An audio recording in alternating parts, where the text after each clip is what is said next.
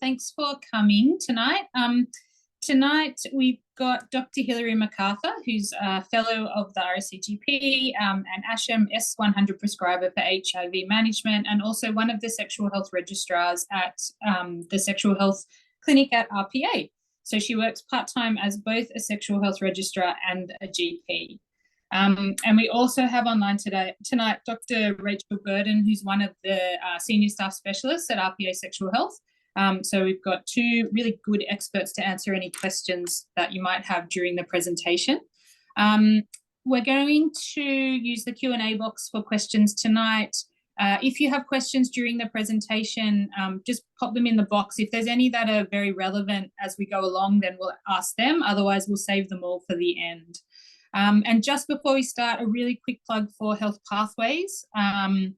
So Health Pathways Sydney has a number of sexual health pathways, including chlamydia, gonorrhea, syphilis, sexual assault, sexual health history taking, a whole lot of really good pathways for you to have a look at if you need to.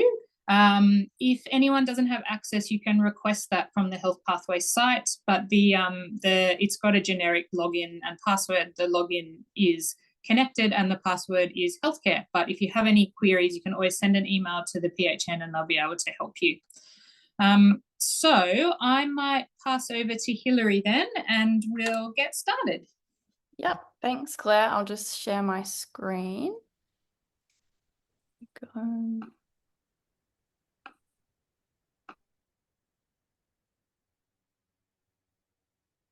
Okay. Thank you so much, everyone, for coming. I know that it's probably the last thing people want to do when it's cold and wet, but I really appreciate it. So my name's Hilary. I am a fairly new fellow to the GP college, and I also have been working at the RPA hospital in the Sexual Health Centre. And we're really lucky to be joined by Dr. Rachel Burden, who's my boss and one of the excellent consultants there as well. She also works as a GP, so hopefully with this presentation, what I've done is address the topics that I've been asked to address and included stuff that I think is relevant to GP and in particular what I've learned during my time at RPA that I didn't realise until I started working there as well. So before I get into it, I'd also like to acknowledge the traditional owners of the land on which we meet today, which for me is the Gadigal people of the Eora Nation, and pay my respects to elders past and present. And I extend that respect to any Aboriginal and Torres Strait Islander people joining us today. So these were the topics that I was asked to cover. So there's a lot to cover. The first one is PrEP, then I'll move on to DoxyPEP, investigation of symptomatic presentations, syphilis result interpretation, and what I think GPs need to know about HIV management. And so, as Claire was saying, if there's any burning questions, I'll answer them at the end of each topic, but otherwise we'll answer them at the end. So PrEP, which is pre-exposure prophylaxis, is now standard of care recommended by the WHO for anyone at risk of HIV transmission, and has been available on the PBS since 2018. Essentially, it refers to the use of an antiretroviral for HIV with the correct usage can reduce the risk of HIV transmission. And it's recommended for anyone at risk of HIV transmission, including men who have sex with men, transgender people, heterosexual people, and people who inject drugs.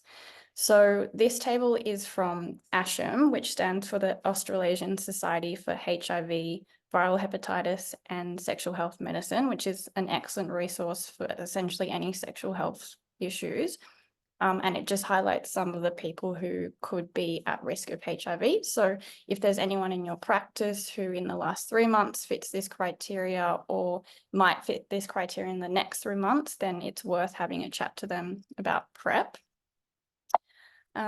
So PrEP is, there's actually a few different types of PrEP, but the one that is available on PBS is a medication that is a 2-drug combined tablet, which contains tenofovir disoproxil and M-triacetabine.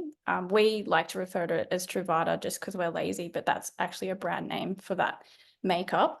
It's available for about $30 a month under the PBS, and for people who don't have Medicare, essentially it's actually a similar cost at some chemists, and also they can order it online from overseas pharmacies for really cheap as well, using this website, pan.org.au. There is actually another option that is TGA approved, but not unfortunately available on the PBS yet, which is called Descovy, which is the brand name for a similar tablet of tenofovir alafenamide and M-tricidovine. Essentially, this is good for some particular groups of people, in particular people who might have kidney disease or be at risk of kidney disease, and I'll go into that a little bit later. It's not available, like I said, under the PBS, but you can buy it online with a similar cost to Truvada. And I thought I'd mention that potentially on the horizon in the next few years, there might be a long-acting injectable option, which is currently available for people with HIV for their management, but might be potentially an option for PrEP. So that could be an injection that people get every 1 or 2 months. In terms of how to actually dose PrEP, so most people would be taking it daily. So that's 1 tablet every day, and it takes 7 days to become effective as PrEP. So I like to think of it kind of like contraception. There is another option, which is off-label, which we refer to as on-demand dosing. And that is only indicated for cisgender men who have sex with men, because the research has only been done on that population and been shown to be as effective as daily PrEP. They can't have hepatitis B, and they also can't inject drugs. And the data for on-demand PrEP dosing is only available for the Truvada tablets, which is the first PBS available option that I mentioned before. So in terms of how to actually dose this in practice, it can be a little bit confusing. So I've just included some diagrams which you can Google. Essentially, the client takes 2 tablets at once as a loading dose at least 2 hours before they plan on having sex, and ideally a day before. They then have sex, and then 24 hours later they have 1 tablet, and then 24 hours after that they have another tablet. So in total, they have 4 tablets just around that 1 episode. And essentially the rule is you take 2 tablets after your last sexual encounter, and then you can stop. So if the client plans on then, or has more sex after that, they just keep taking 1 tablet a day until they've had a tablet a day for 2 days after their last sexual encounter. So hopefully that makes sense. In terms of the key points for counselling someone when they want to start PrEP, these are sort of the things we go through. So the first thing is they do need to be obviously HIV negative. So that's a HIV antibody antigen test, negative within 7 days of starting their PrEP. There is, in the guidelines, it does say it can be within the last 4 weeks if the person finds it difficult to access a HIV test. As a caveat, if they are worried about a HIV exposure within the last 72 hours, they should be considered for PEP, which is different, and I'm not really talking about that today. The other things to make sure about is that they have their hepatitis B status reviewed, and that's because Truvada as a medication is actually an option for hepatitis B management, but it comes with its own monitoring guidelines.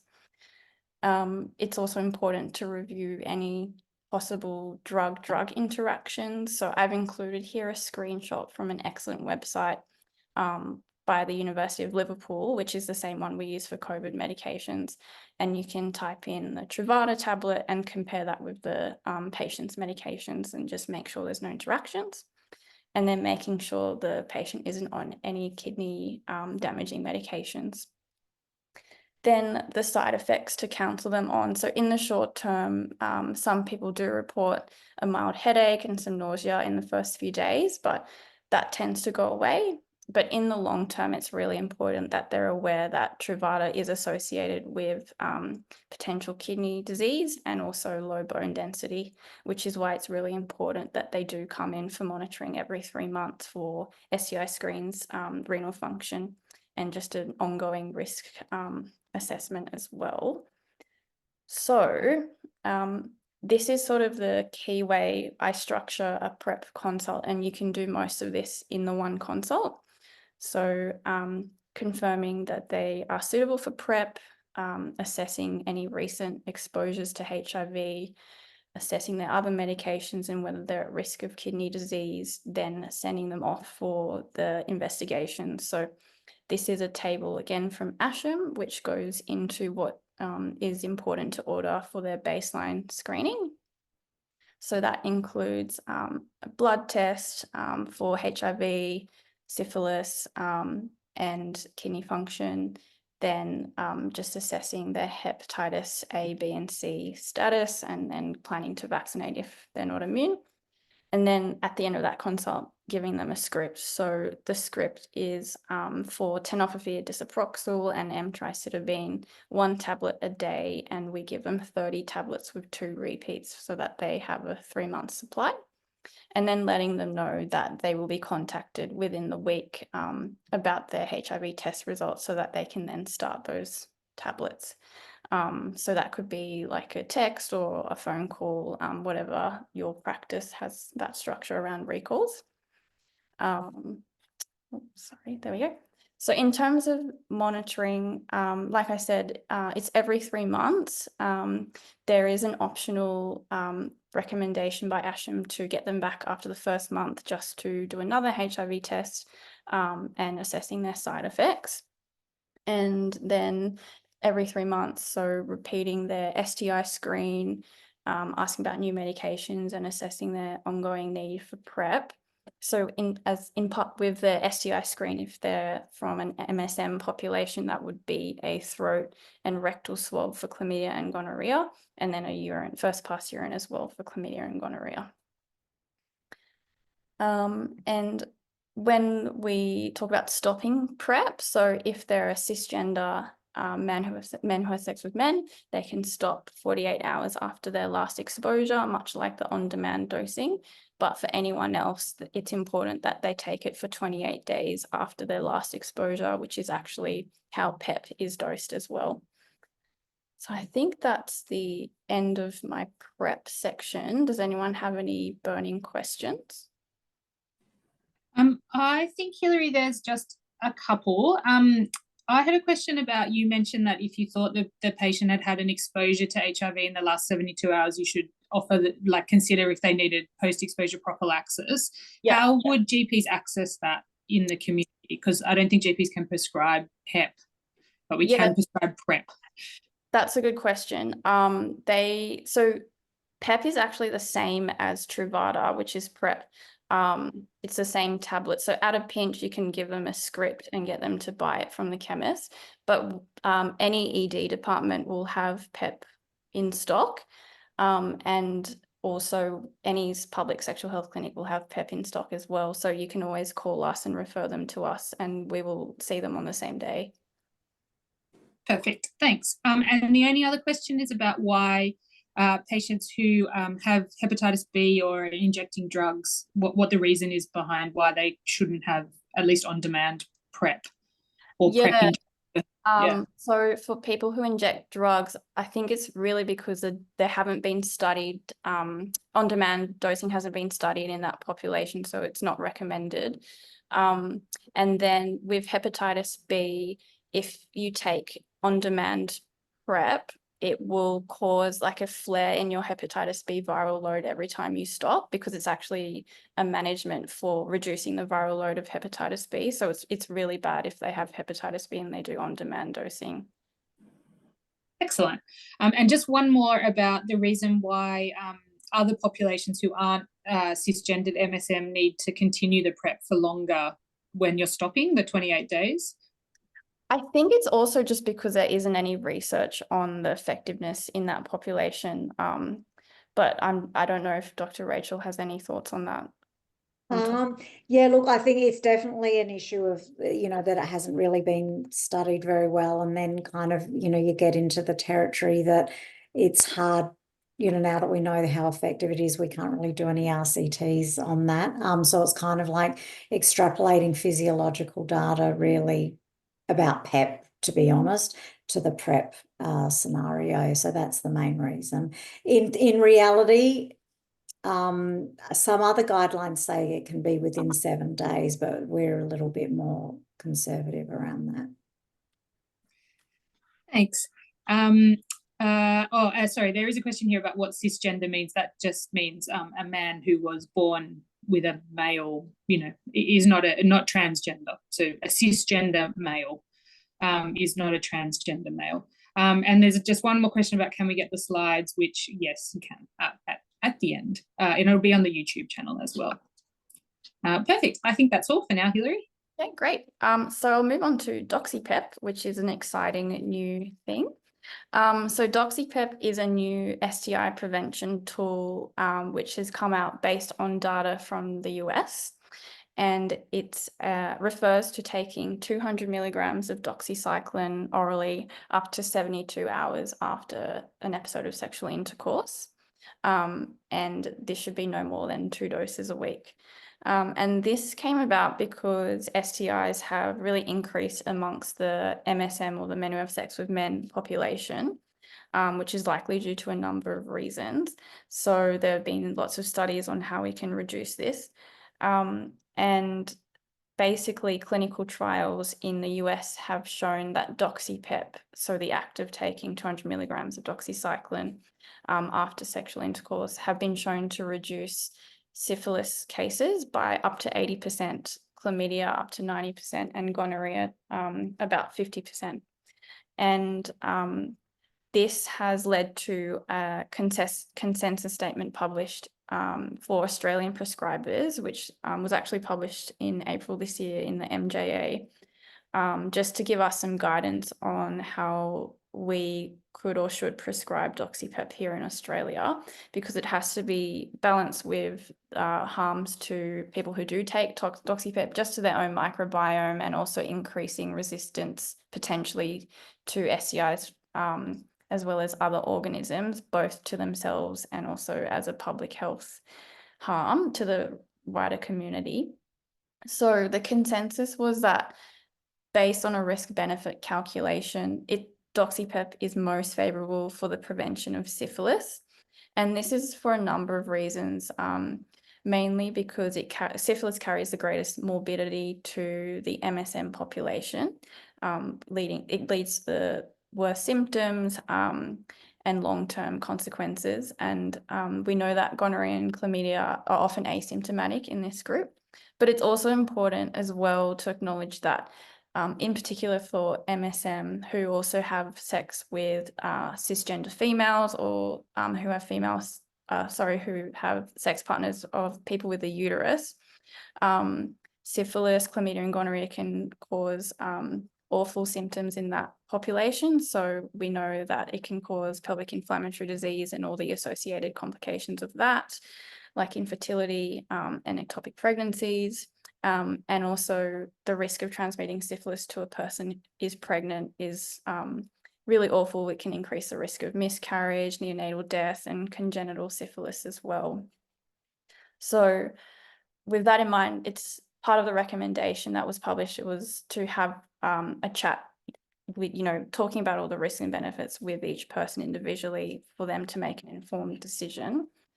And it's recommended only for people who identify as men who have sex with men, and within that, only for those people who have had a recent syphilis diagnosis within the previous 6 to 12 months, or who have had 2 or more other bacterial STI diagnoses within the last 6 to 12 months.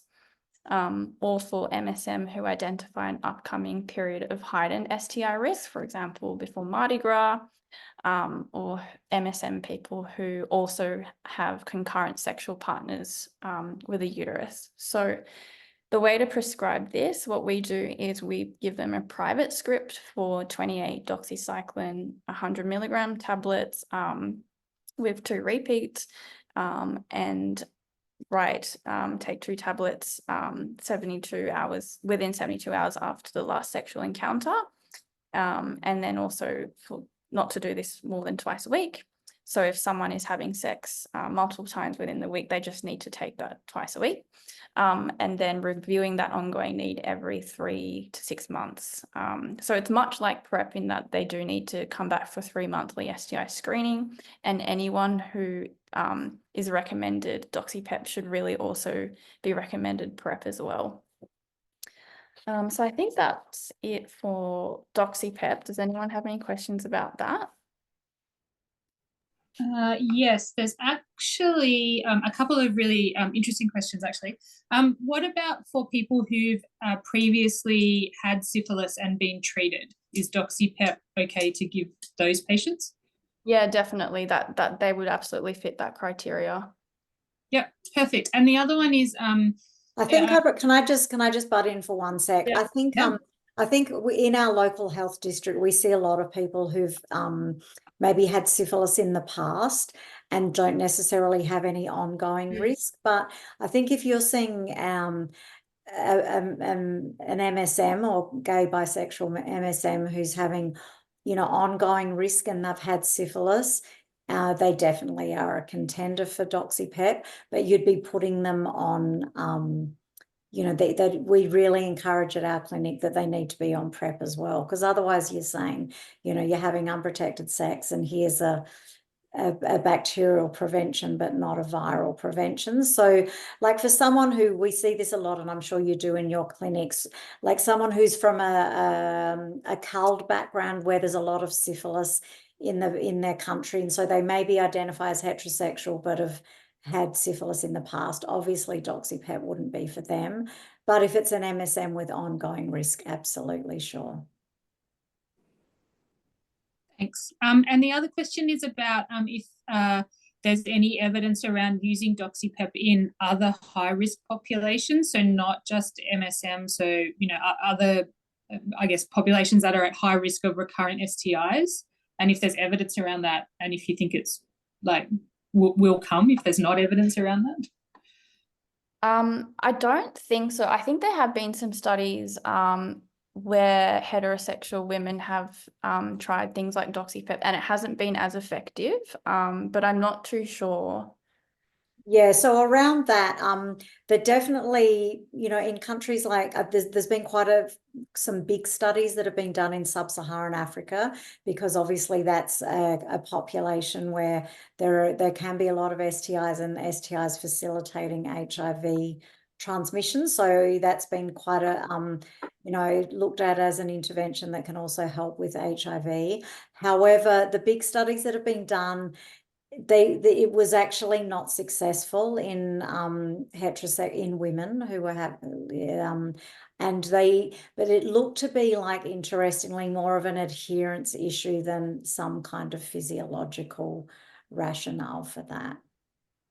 So yeah, I think it's hopefully something, Claire, that moving ahead we'll get better data on in the future, because I definitely think what you possibly see what we see a bit in our local health district is men who identify as heterosexual and are married but have sex with male partners.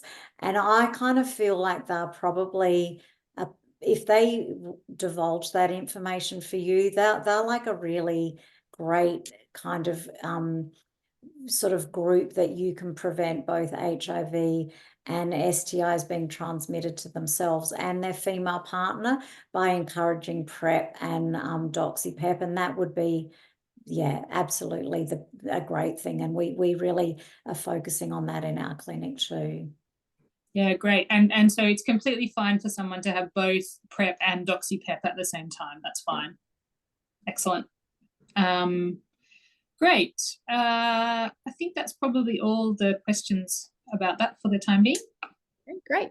So I'll move on to investigation of symptoms, which is a really big topic. So I'm starting off with some cases. So these are all real cases that were referred into the sexual health clinic via GPs. So case 1, so at the initial GP visit, we have a 21-year-old female who presents with 3 weeks of altered vaginal discharge as well as right lower quadrant pain. She's compliant on her contraceptive pill, with her last bleed being a week ago. Her last STI screen was 2 years ago. And in terms of her sexual history, she has one regular male partner since her last STI screen, with whom she has unprotected vaginal sex. And the last sexual intercourse was 2 weeks ago. So on exam, she has mild right lower quadrant tenderness with no signs of peritonism. So the GP orders some tests which come back a week later. So a high vaginal swab is negative for chlamydia and gonorrhea. Bloods are all unremarkable. Her beta HCG is negative, and an abdominal ultrasound is normal. So she's treated with 1 gram of azithromycin. She initially improves, but then complains of ongoing symptoms, so is referred into the sexual health clinic. So at the sexual health clinic, so this is now 2 weeks later, she gives more history. So she also describes intermittent postcoital bleeding as well as deep dyspareunia. On exam, she has again a tender right lower quadrant, and a bimanual and a speculum exam is performed. So on bimanual, she has a tender right adnexa, and on speculum, we can see mucopurulent discharge. So the main differential here is pelvic inflammatory disease, and a couple more tests are ordered just to complete that panel of tests. So a high vaginal swab, MCNS, as well as a high vaginal swab for Mycoplasma genitalium. And she's empirically treated with 2 weeks of doxycycline BD and metronidazole BD.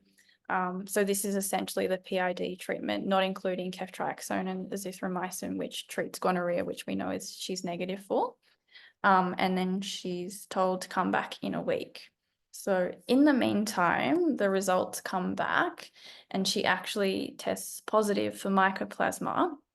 And with Mycoplasma results, the lab also does a further test to see if it has a gene conferring resistance to azithromycin, and this was actually detected.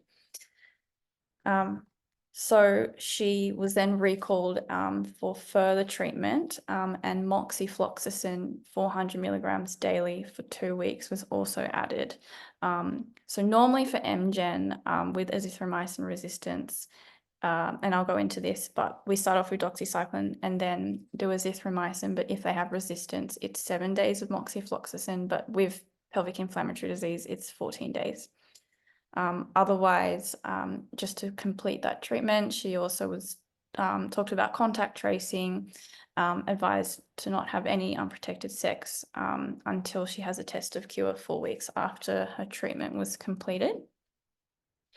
So in terms of MGen, this is something I really struggled with, and I, to be honest, still struggle with. But basically most people who carry MGen never develop disease and are able to clear it on their own.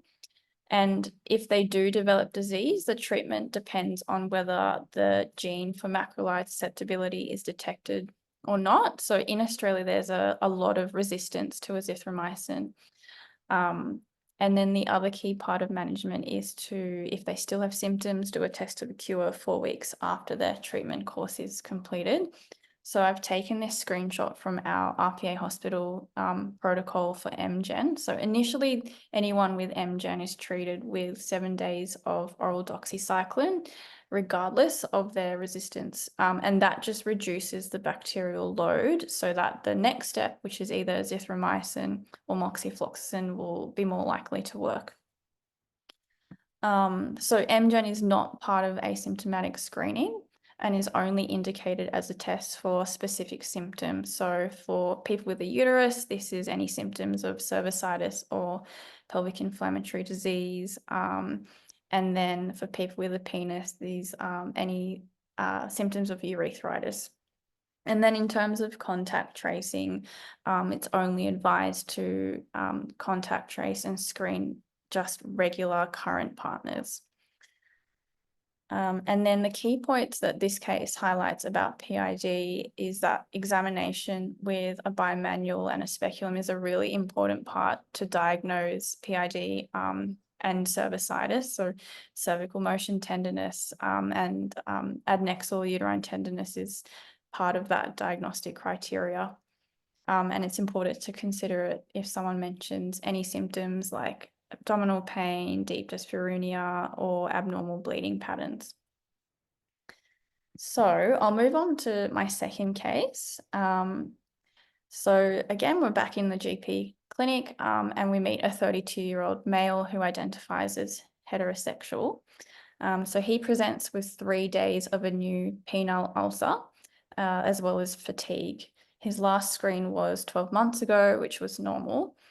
And you take an excellent sexual history. So he has one regular female partner who he has unprotected oral and vaginal sex with the last sex being 3 weeks ago. But he also has 2 regular male partners as well, who he has unprotected oral and receptive anal sex with, and the last sex being 2 weeks ago, and he's not on PrEP.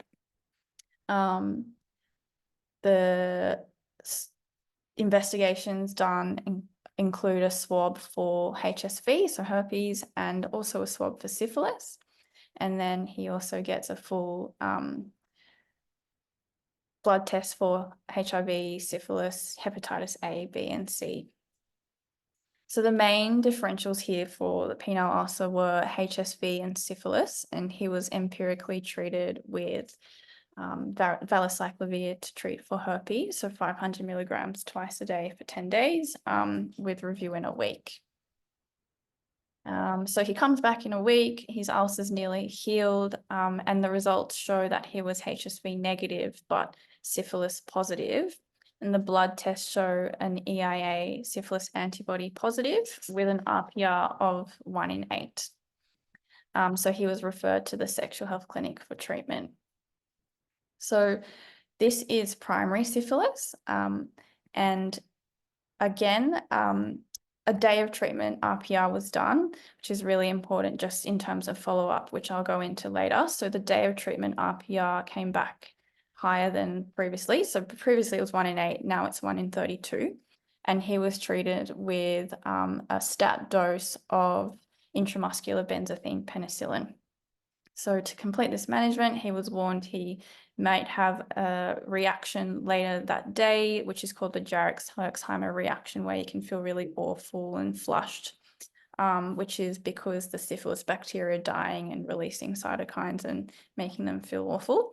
It's also told not to have sex for 7 days and told to contact trace over the last 3 months, and in particular really stressing the importance of getting any females with childbearing age in for contact tracing. And PrEP was also discussed with him. And then the important thing is to repeat his RPR in 3 months to ensure that it's coming down. So in terms of other symptoms that would warrant an STI test in people with a uterus, this would include abnormal bleeding, a change in vaginal discharge, dyspareunia, low abdominal or pelvic pain, dysuria, any lumps or ulcers in the genital area, and then a generalized rash or lymphadenopathy could be secondary syphilis, so always important to consider that. And then in people with a penis, so in terms of penile symptoms, they can present with a discharge that could just be clear. They can have dysuria or testicular discomfort and pain.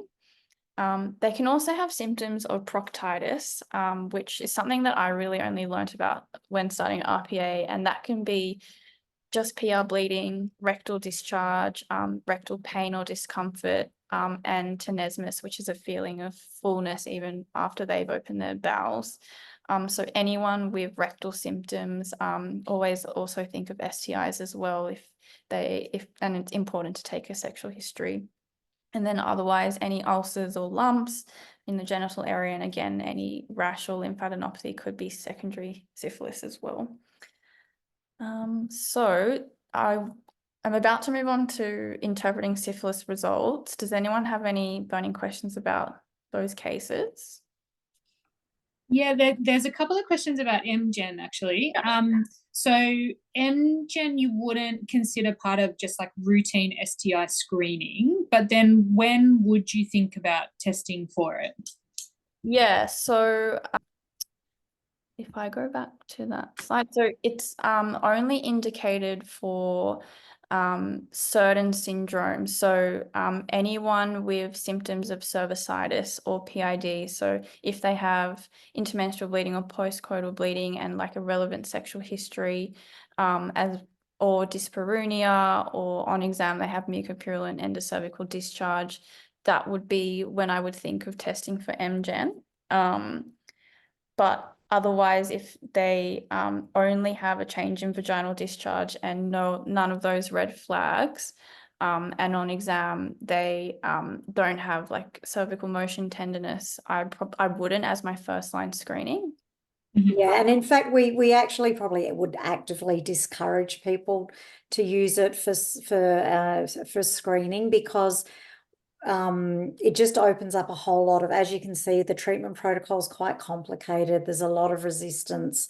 There's prolonged antibiotic treatment. People get very anxious, and it really can be a bit of a nightmare. So we would also, I think what's happened out, and I noticed this in my own general practice, is a lot of labs offer multiplex PCR tests for STIs now, where you know, it's saying so attractive, I can get like all 9 or 10 different things all on one swab.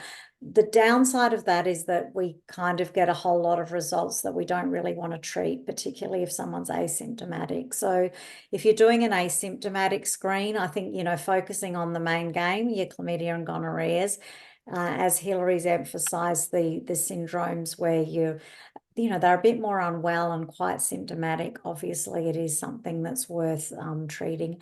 Most labs can do the MGen on the same PCR test as the chlamydia test. So definitely don't go looking for it. And we only offer a test of cure if someone's symptomatic. Don't do a test of cure if their symptoms are gone. Try and talk them out of it, because that also can make your life very difficult, because it doesn't always clear. Yeah, so I guess that sort of brings up the next question, which is if you've done the MGen test and it is positive but your patient is asymptomatic, what should you do? Do you want to answer, Hillary? Yeah. It's always a really difficult conversation, because, you know, understandably they're really anxious, but just talking to them and saying, look, it's basically you're a carrier and you will very likely clear this on your own, and we're not worried. It shouldn't cause any symptoms. It shouldn't cause any symptoms for any partners. It shouldn't have even been tested, essentially. So we wouldn't recommend treating it. Yeah, I definitely agree with that. So, and then what about for male patients? If you have a positive MGen result in a male patient, if they have, you know, sort of vague symptoms, like maybe a little bit of discharge, but nothing, you know, not purulent, what do you do then? Yeah, that's tricky. I would try and talk them out of it. If they really wanted to, you could use Doxy and then try and not do a test of cure. But yeah, it's a tricky one. Yeah, I think I mean, we see this a lot as well. I think it's a lot of it's about the initial consult. So if someone's got like good going urethritis with discharge, yes, definitely test and treat it. But if they kind of say, oh, I've got like a tickle in my urethra, I probably wouldn't. And then just about accessing moxifloxacin, which I think is really difficult to access in the community, or it was when I was working in the sexual health clinic. And is very it still? expensive. Or, yeah, is it still basically have to go to the sexual health clinic to access it if you need it? I think it winds up being about $160 if people buy it in the community, because they have to split 2 packs. So yeah, if you want to refer them to us. Perfect. Yeah, and I guess just if, you know, same around MG, you know, a female patient, their partner had tested positive and they asked for a test, but they didn't have any symptoms. So again, you just try hard to discourage them from having that test. Is that right? Yeah. Yeah. Perfect. And there's just one more about trichomonas. When would you test for trichomonas? Yeah, that's a good question. it shouldn't really be first line for anyone. The times it can be first line is in certain high risk populations, like anyone who is Aboriginal from a remote community or from particular overseas countries, which I think is certain Southeastern Asian countries, for example. And you would think of it if they had like change of vaginal discharge, symptoms of cervicitis as well. But what was I going to say? It's, yeah, essentially only a second line test for almost everyone. And the other symptom that they can have is just on speculum exam, this classic strawberry cervix where there's like little red dots all over it. That's the only other time we would test for it as well. But yeah, it's really not something we order. Yeah, so really, I mean, trichomonas causes quite a bad vaginitis. Like so you look at when you're doing the spec, it's very inflamed cervix, as Hilary described the strawberry cervix, with like a frothy discharge. But they also can, like, putting the speculum in is actually really uncomfortable because they get quite a severe vaginitis. So if they're from a high, you know,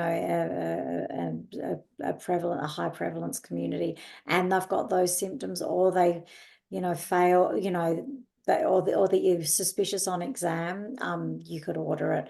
The good thing is if a lot of people would be treating that as BV, and the BV treatment and the trach treatment's pretty similar. Yeah. And just one last one about genital ulcers and if HSV is always painful. If you've got someone with a painful ulcer or a painless ulcer, I guess, should you rule out HSV if they don't have like lots of pain? Yeah, I've seen HSV, you know, painless, painful. I think always, if you're thinking of it, it's worth swabbing. Same with syphilis ulcers as well. They're not always painless, so always worth considering. Lovely. And the test for trichomonas is just a swab as well. Is that right? Yeah. Yeah, that you can do a PCR on for trach now. Perfect. Thank you. Cool. Sorry. Okay, so syphilis result interpretation, a very big topic, very confusing even for me. So I've got lots of examples, hopefully not too many. I'll just start off by going back to basics. So syphilis is a bacterial sexually transmitted infection caused by a bacteria called Treponema pallidum, subspecies pallidum. And the transmission risk is up to 50% per sexual contact. And it can be transmitted in a number of ways. So primarily from direct contact of lesions or mucous membranes during anal, oral, or vaginal intercourse. It can also be transmitted vertically during pregnancy, and can be transmitted from blood to blood as well. It's a very strange disease, so there's lots of stages that look completely different. The incubation period can range from only a week to ages, so 90 days. Then the primary syphilis stage is very infectious, so that's when they'll get the ulcer, the chancre, that will then go away. And then they get secondary syphilis, which can happen a few weeks or months after the primary stage. There are cases of overlapping primary and secondary syphilis as well. This is also very infectious. Then that can also go away, and you enter the latent stages where there are no symptoms or signs. So if it's within the first 2 years, they can still be infectious, but after 2 years, it's latent where they're not thought of as infectious sexually. And it's really important to know that neurosyphilis can occur at any stage. So it can occur straight away or very late as well. So in terms of result interpretation, it is challenging even for experienced clinicians. And it's really important that we have a good history. So, you know, what's your index of suspicion that they might have syphilis based on their sexual history? Have they been diagnosed with syphilis before? Have they been treated before? And what are their current symptoms now? Because that can really help with interpreting the eventual syphilis results that come back. So in terms of the types of tests you can do a syphilis PCR of an ulcer. and that can be positive prior to actual seroconversion. So if someone presents with an ulcer, it is important to do a swab because their blood tests might not come back positive yet. Then you have your trypanosomal test. So these detect antibodies specific to syphilis. So got some examples here on the right. So the trypanosomal tests refer to the EIA screen, for example. And like I said, they can take up to 4 to 6 weeks to become positive. And then they usually remain positive for life even after treatment. Then you have your non-trypanosomal test. So this could be an RPR or VDRL. And this is based on how reactive the patient's serum is to something called reagent, which is a substance that's similar to what's generated from cells damaged by the syphilis bacteria. So, for example, on the right, the top one, we have an EIA syphilis positive but a non-reactive RPR, whereas the bottom one is a reactive RPR of 64. And that is reported as the endpoint of a serial dilution. So I've just got some photos of what I mean by that. So just at the bottom right, so the lab will take a sample of the serum, dilute it, and halve it each time until they get to a point where it's no longer reacting. So the more dilutions they need to do, the more sort of active the syphilis is. And this picture on the bottom right kind of shows that sometimes it is actually hard to tell the difference between reactive and non-reactive. So reactive is when there's lots of little speckles. And essentially, if you look at the graph on the top right, the RPR level gives you an indication of how early the infection is. So it's usually quite high at the start in the first stages of syphilis, so primary and secondary stage. And then with treatment or even without treatment, it will eventually go down and sometimes even become non-reactive. So I've got lots of examples because that's probably very confusing. So this is an example of someone's syphilis serology. So the older results are on the right and the newer results are on the left. So this is a result of someone who was diagnosed with syphilis in 2018 with an RPR of 64, and their EIA became first positive in 2018 as well. They were then treated and then their RPR started to come down. So we want to see the RPR reduced by a factor of 4 every 3 months, which this RPR is doing really well. This is another example. Sorry, it's a little bit smaller, but what I wanted to show is that, so in 2019, their RPR was newly very positive and reactive at 256. They were then treated and it came down really well, and then actually went to non-reactive in 2022, but then you can see that they then got a new syphilis infection in 2024 with an RPR of 64. So that new infection was diagnosed based on at least a 4-fold rise in the RPR titer. So just for some hypotheticals, say you have someone who is asymptomatic, they're identified as an MSM, so a man who has sex with a man, and they're international students that have come from overseas, so they don't have any previous results on them on your system, and they want to do a STI screen. So their EIA comes back positive with an RPR of 8. So what does this mean and what do we need to know? So we need to know, have they had syphilis before? And were they treated, and any previous results?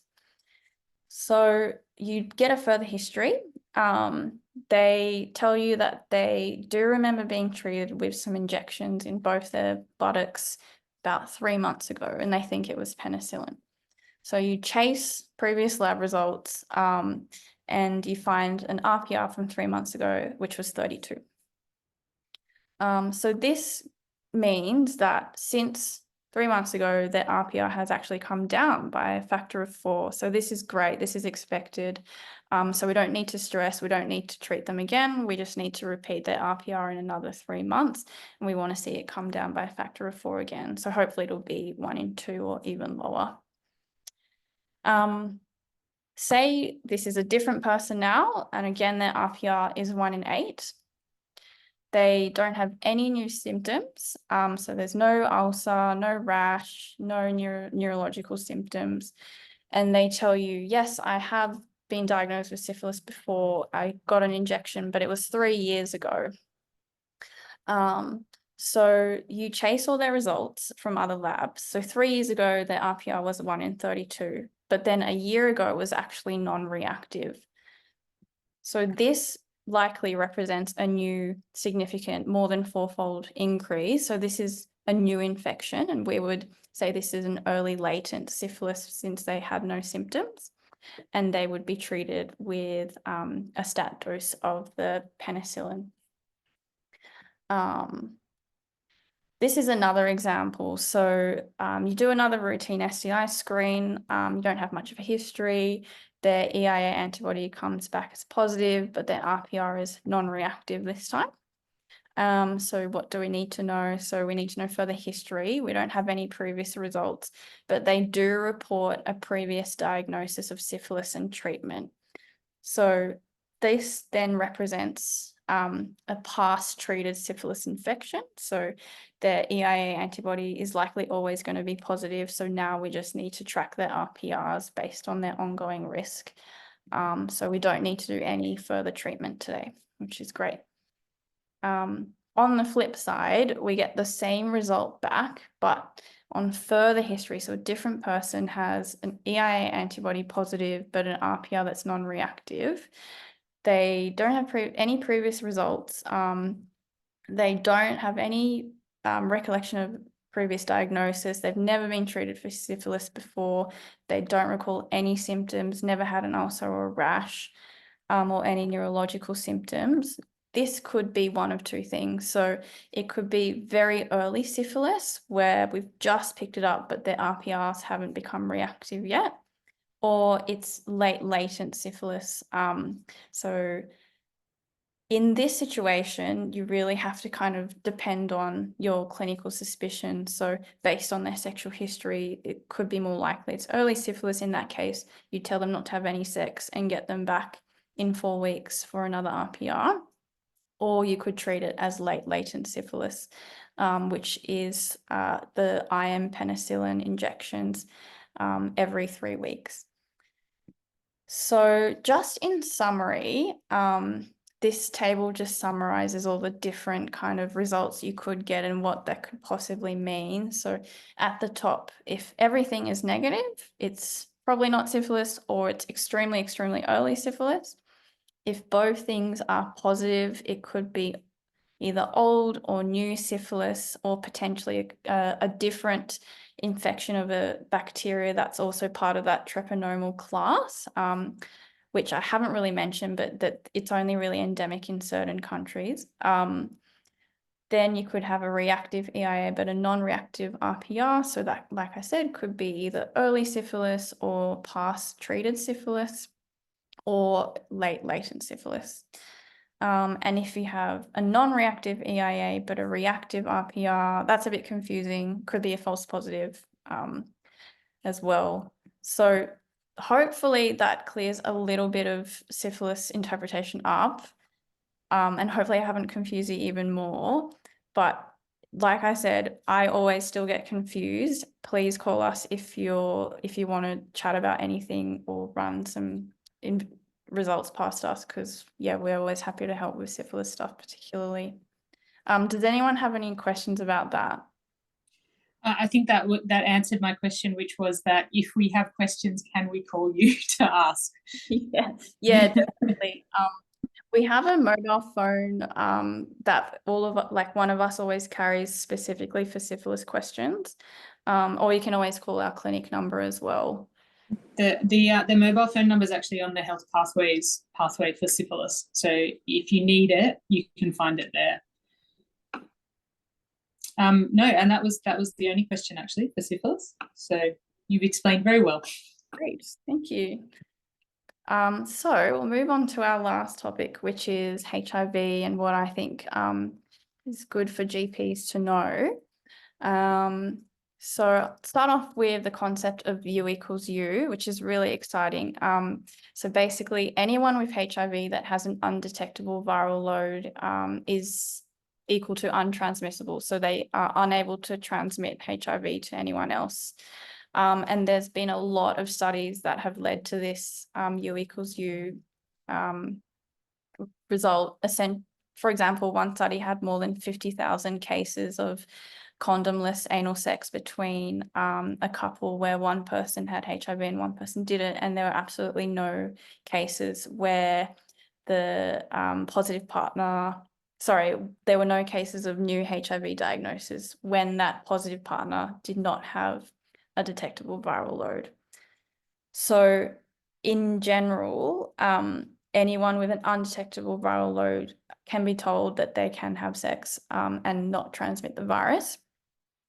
In practice, we see a lot of viral load blips, what we call blips, where the viral load, because the test is so sensitive, will come up as very slightly positive. For example, anything below 200 is absolutely still considered undetectable and untransmittable. And we think this can actually extend to anything below 1,000 as well. And the thought behind that is because the lab test is so sensitive, it's picking up just little strands of kind of dead viral strands that are flicked off that wouldn't actually lead to an actual HIV infection. So just wanted to highlight that if you do have someone who has HIV show you any of their results and there's a small detectable viral load, not to panic too much and to reassure them. But if you're not sure, you can always call us as well. In terms of new medications on the horizon for HIV, I did allude to this before, but there is now a new long-acting injectable medication that a few of our clients are now on, and it's a 2-monthly injection. So instead of having to take a tablet a day, they now just need to come in and get an injection every 2 months. And this has been quite life-changing for a lot of people who found that every day taking a tablet really reminded them of the trauma of being diagnosed. So that's been great for them. There are also new tablets that are as good as old tablets. So previously it was thought HIV medication needed to have at least 3 drug combinations to suppress the virus, but there's new medications that are very strong, particularly ones with dolutegravir, and are very effective at suppressing the virus with just a 2-drug combination. And in the horizon, there might be more long-acting injectable options that last even longer than 2 months, and also other tablet oral options that patients would only need to take once a week as well. So the other thing I think that's important is always to check for drug-drug interactions, because unfortunately there are quite a few with some common medications that people can be on in the community. So metformin is a really common medication that can interact with dolutegravir, which a lot of people with HIV are now on. It doesn't mean they can't be on metformin, but what the dolutegravir does is just increases the serum concentration of metformin. So the maximum dose of metformin in this situation that's recommended is 1 gram a day.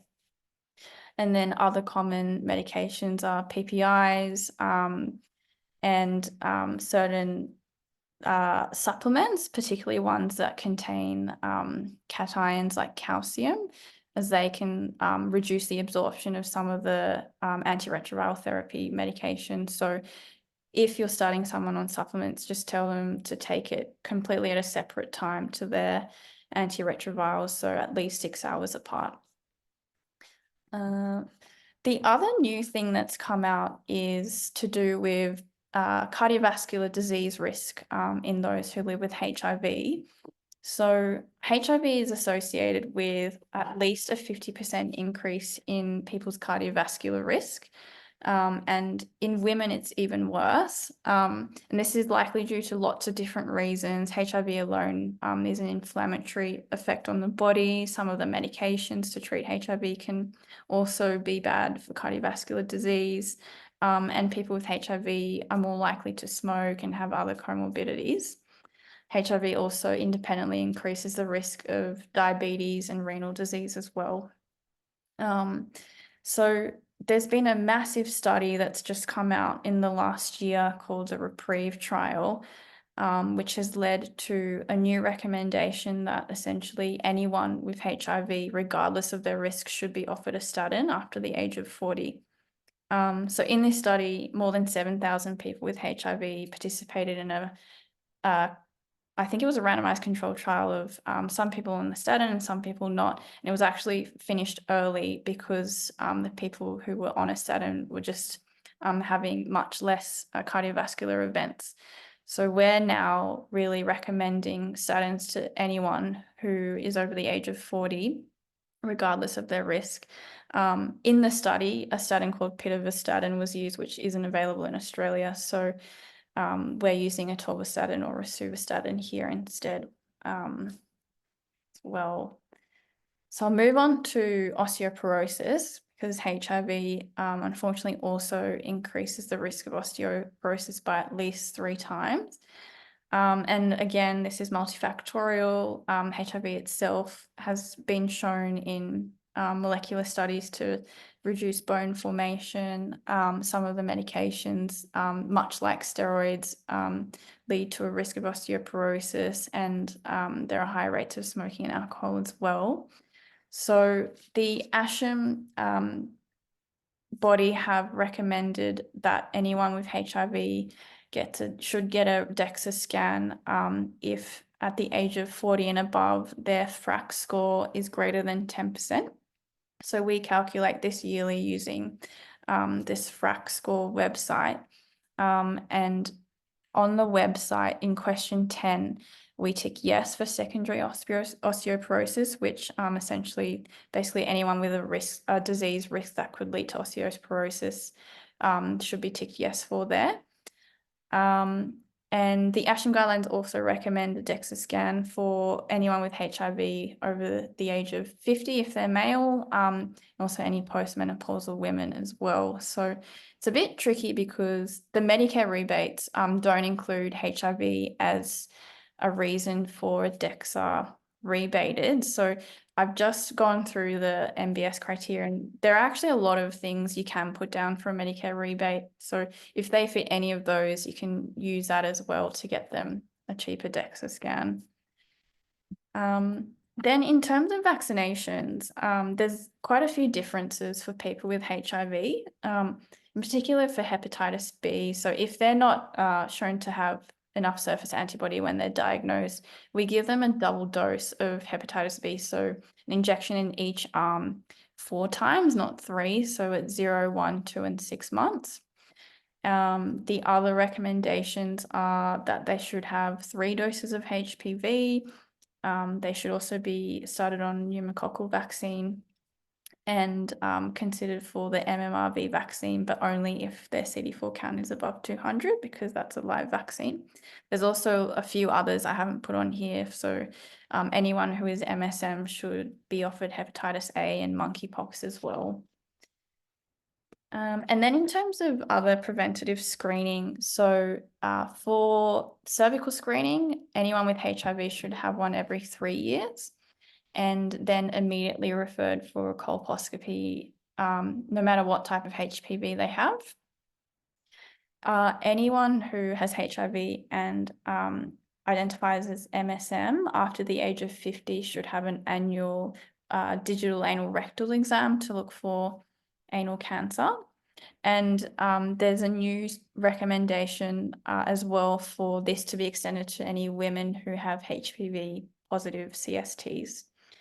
And otherwise, cancer screening is the same as the general population. So there's no difference in ages or timeframes for things like the FOBT and mammograms. So I think that's it for today. Does anyone have any final questions? And also I just wanted to say thank you to my team. So Dr. Rachel, who's here today, our CNC Linda, and Dr. Madara and Olivia, who are my other colleagues who helped me with my slides. Thanks so much, Hilary. It was really helpful and really interesting. There's a couple of questions about the HIV section, and then there are some questions like sort of left over from the other sections. Yeah. So we might start with the ones relating to sort of the management of people living with HIV. I guess the first one was, so there's evidence that says that all of these patients should be on a statin. Does that extend to like as including an ACE inhibitor or something like that as well? Or is the evidence just for statin? Yeah, that's a really good question. At the moment, the evidence is just for a statin because that's all they studied in that trial. But I do think, there'll definitely be more trials about ACE inhibitors and other medications to do with cardiovascular disease. Yeah, there's actually a really big study going on at the moment that's looking at that very, like the pre sort of hypertensive kind of people living with HIV with a similar sort of, it's going to be, I think it'll have similar findings because the sort of mechanism is kind of vascular inflammation, which impacts on renovascular disease and then sort of hypertension and cardiovascular disease. So I suspect we'll be doing it in a few years' time in a very similar way. What about, do you think there's any do you think in the future there will be utility about doing HPV screening, anal screening for men who have sex with men to pick up HPV earlier? Do you think that's something that would ever be useful? Like same as we do, I guess, cervical screening for women to look for HPV? Yeah, I think so. I think particularly for people with HIV, I think it would be great. But for people who aren't immunocompromised, I'm not actually sure if there are higher rates of anal cancer in MSM who don't have HIV. Yeah, I think there might be there's some really, it's a really good question and it's a hard one to answer. There's been two really big studies that have looked at anal sort of cancer screening in MSM with and without HIV, and including one that we did in Australia called the SPANK study. And the results from that were very kind of a bit non-conclusive and didn't really show that screening and treatment really did much.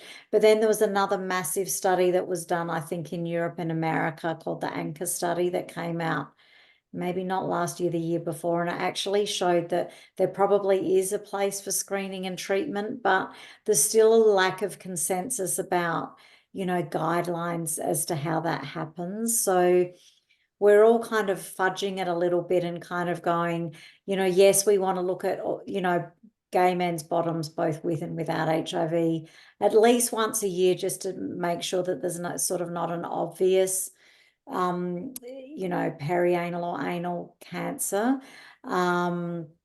just as a matter of course. But yeah, the guidelines on this are not very well formulated. So we're all just everyone's just doing their own kind of thing at the moment. Other than with HIV, they do recommend a DARE. And then as GPs, if we have patients who have HIV on treatment, should we be monitoring their viral load and CD4 count, or is that something that would be done via their like S100 prescriber? Is that something we should think about doing? Yeah, that's a really good question. It should be done by the S100 prescriber, and hopefully they're communicating with you and updating you on that. But if not, and you're worried that they're not presenting some actual monitoring bloods, I would want you to do that and let us know. And ASHM has really good guidelines that are very easy to read on what to order in those situations. But yeah, it would be helpful to do a viral load. Mm-hmm. And then just sort of as a follow-on question for that, I know that once people are on treatment, their viral load often does become undetectable. Yeah. But if you do a screening HIV test as part of asymptomatic STI screen, they will still come back as positive, won't they? Even if they have undetectable viral load. Yeah. Yeah, that's right. Yeah. Lovely. So I might just go back to the beginning and ask some of these sort of leftover questions. One's about people with syphilis who have penicillin allergy and what you would do in that situation. Yeah, it's really tricky. We ideally refer them to immunology for desensitization. But if it's like a situation where that's impossible, then the second line option is doxycycline for a month, 100 milligrams BD for a month if they don't have neurosyphilis. So that is an alternative, but we always kind of just risk assess and work out what is the best option for them. Like for example, someone who is pregnant or can't take doxy, so then they would need to absolutely have a desensitization done to be able to be treated. Mm-hmm. And another one about syphilis in a patient who, as part of an asymptomatic screen, came back with a reactive a syphilis test plus a positive RPR, who said they had treatment, 20 years ago, but there's no actual evidence of that. What would you treat them again as latent syphilis? If their antibodies positive, but their RPR is non-reactive. No, sorry, with a very low level like 1 or 2. Yeah. Yeah, really good question. I think I actually have a slide on this. Let me just see, because I thought someone might ask this. There's something called serofasting, which is when people who have had treatment never go back to a non-reactive RPR. So they end up with these very low levels of RPRs of like 1 or 2. And this is an example here. And that's more likely in people who, when they were diagnosed with really high RPRs, or they were diagnosed very late, or people have had multiple reinfections of syphilis. So if they can give you a really good history of a previous treatment, then we won't treat them, but we want to repeat that RPR and make sure it's not rising. Okay, and their partner? Would you test their partner? Yeah, definitely. Yeah. Yeah, perfect.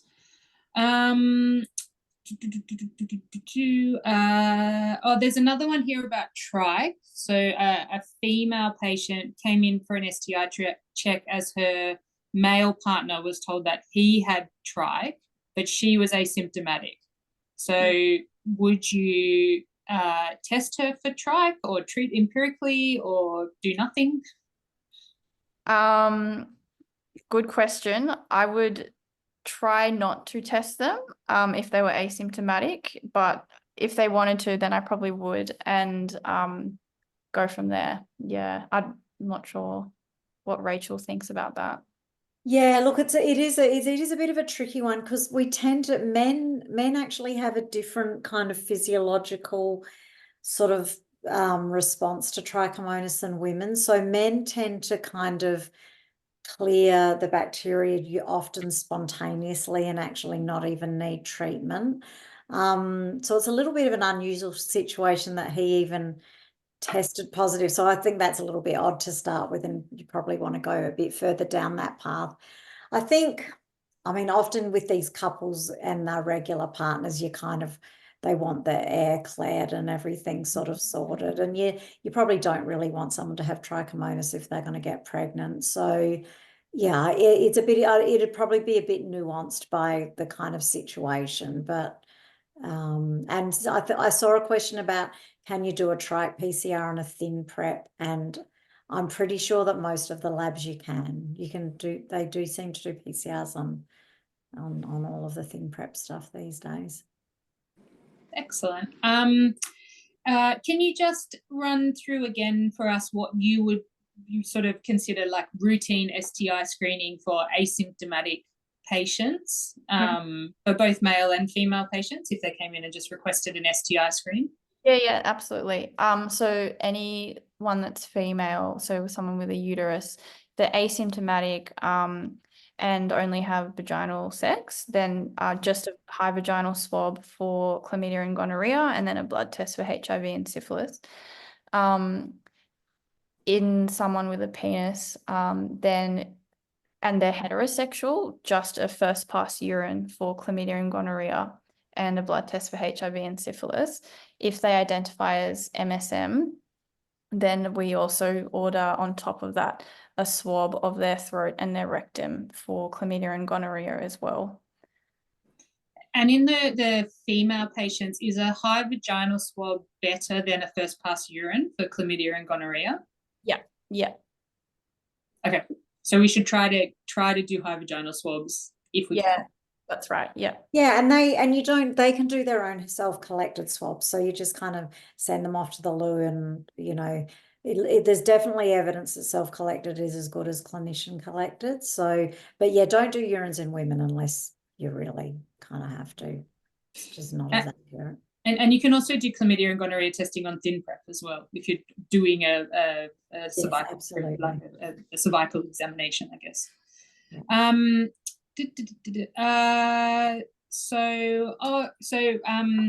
If there's been a sort of maybe a high risk encounter post a sexual assault or another high risk encounter with your STI screening, you would do that at the time and then repeating that after 3 months. Is that right, to cover a window period?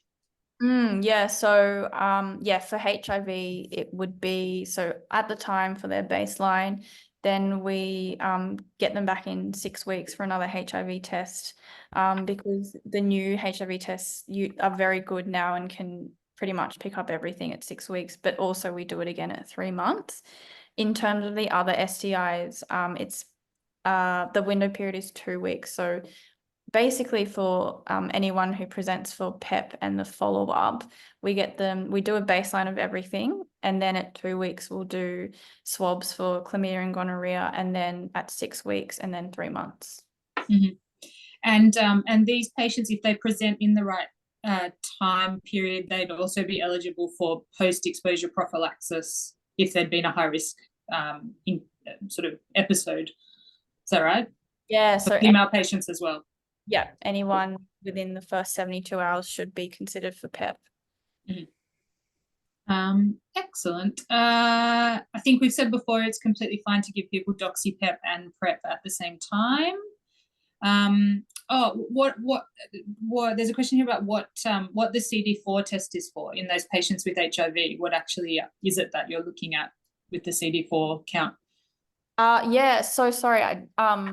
So basically the CD4 count looks at the type of immune cell that the HIV virus infects and then reduces the number of. So CD4 is a T cell that's really important for the immune system. So with anyone with HIV, when they're first diagnosed, it's the most important time really to check their CD4 count, because it's probably at its lowest, because their viral load is so high, and that leads to a significant reduction from normal of their CD4 count.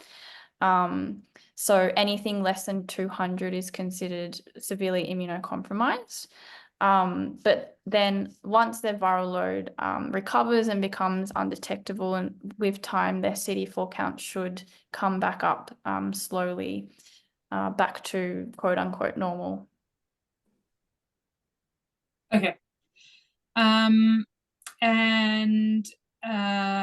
anal cancer screening, I think we went through a bit about in patients living with HIV versus men who have sex with men without who aren't living with HIV, and that's for those people with HIV. It's a digital rectal examination every year after 40. Is that right?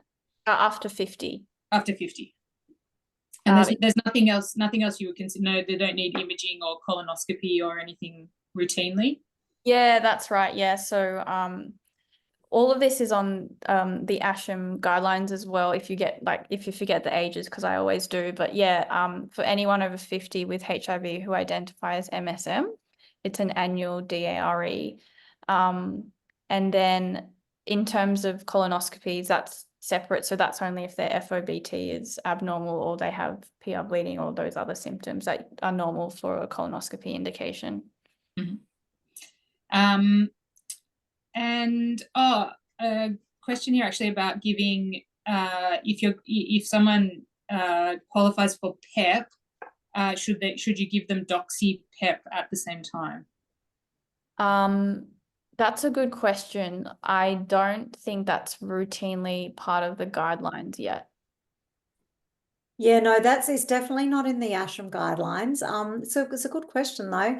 I think I'd probably again be considering that on a case-by-case basis. If it was someone who was at high risk for and it had lots of STIs in the past and you're doing it as a one-off, yeah, I wouldn't see why not. Or if people are really anxious, I mean, 2 doxycycline in the setting of like maybe a PEP or a sexual assault is, you know, probably not a terrible thing, but it's definitely not in guidelines yet. So, but yeah, good thoughtful question. I have to think about that one more, Hilary. Yeah.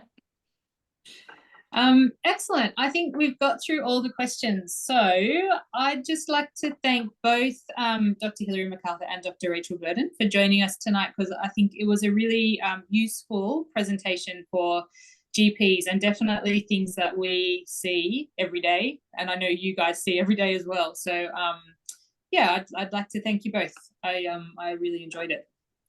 Thank you, and please don't hesitate, all of you, to call us on the syphilis, you know, mobile phone number or the clinic anytime, because we generally, the nurses are always open to take calls, and they're very experienced if we're not able to get to the phone. And we really love helping GPs because we know how hard it is out there. So please do that. And we also, any referrals and named referrals to myself also goes down very well. So remember, if you're sending a referral in, it's useful to send it to myself.